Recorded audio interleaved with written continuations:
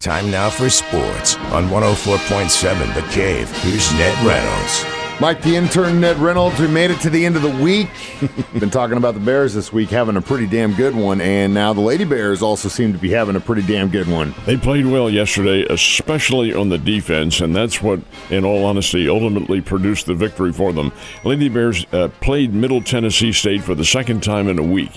Now, you might remember that Middle Tennessee State beat the Lady Bears in Murfreesboro, Tennessee last Saturday, beat them by 11. Now, this time is a different story. There were 4 Lady Bears players in double figures, not huge scores, but Cayman Beckemeyer led the team. She's the kid from Republic, had 15. It was 15, 14, 13, and 11 as far as the scoring. Very well distributed, but it was defense. And the defense, get this, it held this ball club, Middle Tennessee State, to 38% shooting. 38% from the field. They were missing everything in sight, and yet the game was close. And, Mike, it was a thriller right down to the wire. Now, the final score is 69-66, okay?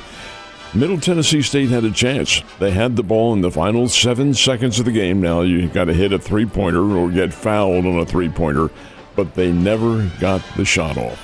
They had to pass it around, try to find somebody who's free. So what on earth, girls and guys, for that matter, you only have a few seconds. Take a chance. Somebody shoot the ball. Never did. And the Lady Bears come away with a win, and they will play tonight against Florida International. We've got another Bears game to win. When's that going to be? That will be this morning.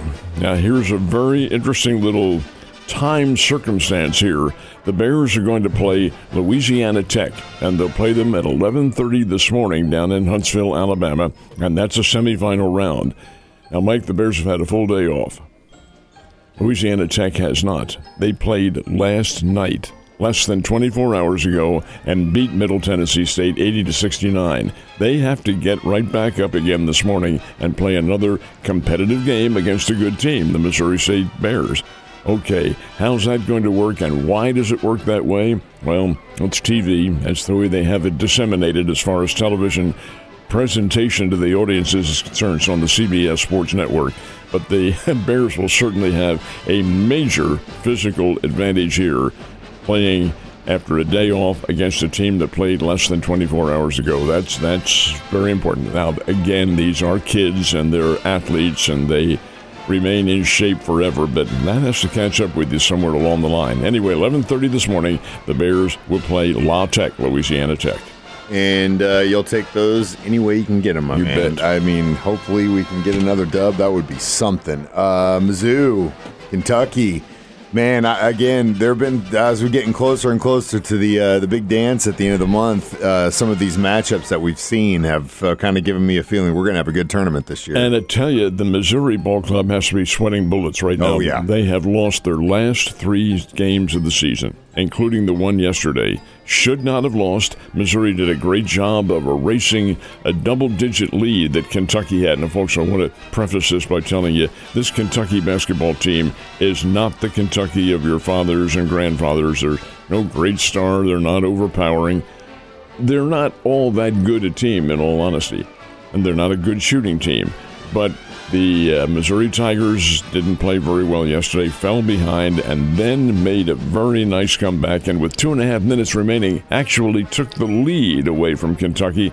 Could not hold on to it. Foul shots and turnovers and things like that. And Kentucky gets the win over Missouri.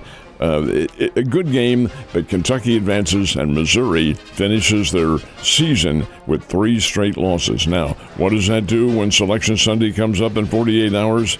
That's a very good question. Missouri was off the bubble for a while. I have a feeling they may be back on the bubble. Man, oh man, oh man. Ned, want to hear something else crazy? Yeah, I know you're a big Grateful Dead fan, big Deadhead. Former owner of the Colts who passed away was a huge music memorabilia collector and had, I mean, I can't even go down the list of this guy had literally every single guitar that you could imagine. They just sold Jerry's, I think, for like $10-11 million. A guitar, $10 million. And who was the individual who bought it? I don't know that. I don't know if you want to be known that you're willing to pay that kind of money for an instrument. We mentioned yesterday that we really don't have any local representation in the state basketball tournaments going on right now. But what happened? These, the Michigan State Athletic Association is doing something a little differently this year. And when I first noticed it, I thought, geez, I'm out of the loop. I know that, but when did this happen? Well, it is this year. What they're doing, instead of the teams playing in classes, 1, 2, and 3 class, they still are, but they're dividing it by gender. So the girls play one day, the boys play the next. Well, the girls all played yesterday, and it was championship round. Now, as far as the local teams, Skyline and Marionville represented the area, but they played for third place. Skyline won third. Marionville also won their third-place game. As far as the state champions are concerned, it was St. Elizabeth, Principia, and Tipton. They all won Missouri State Girls Basketball Championships.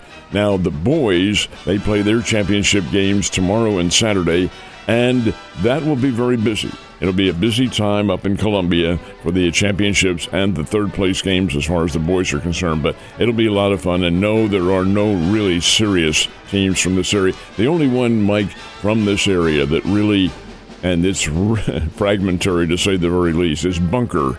Do you know where that is?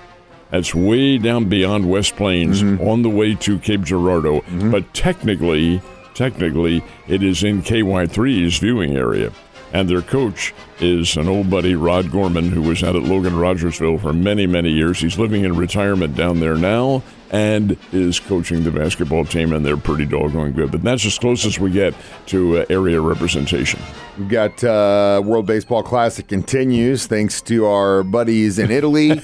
Team USA continues. More importantly, when do they play? They play tonight. Now, this is interesting because the game with Italy that they lost 8-6 to the Italians, and yes, because Italy was able to come back and beat Mexico, by the formula they have it worked out, the USA got into it. And I loved Vinny Pascantino of Team Italy and, of course, the Kansas City Royals. He sent a message over to the USA guys, they're all at the same hotels. And he said, you're welcome. Anyway, USA plays Canada tonight, and this is the Elite Eight knockout round. This is where one loss and you're gone. There is no coming back after this. One loss, and the players are all headed back to spring training after that. But the Canada team is good. They're not great. USA, if everybody plays the way they can, should be able to win this game, and it ought to be a lot of fun. And it has been so far. Anything of big note as we get closer and closer to the finishing of these conference playoffs, college basketball? Well, Selection Sunday is this week. It's 48 hours away, and all of the conference tournaments will be done by then. So as far as the late ones, Big 12 is down to the semifinals and championship. So is the Southeastern Conference. They'll eliminate their teams today. I can't imagine that Missouri's not in it. They were knocked out yesterday. Kentucky won't be around too long. I'm sorry to have to say. Kentucky has a lot of fans around the world, and the way they played, but they're not the Kentucky of old days.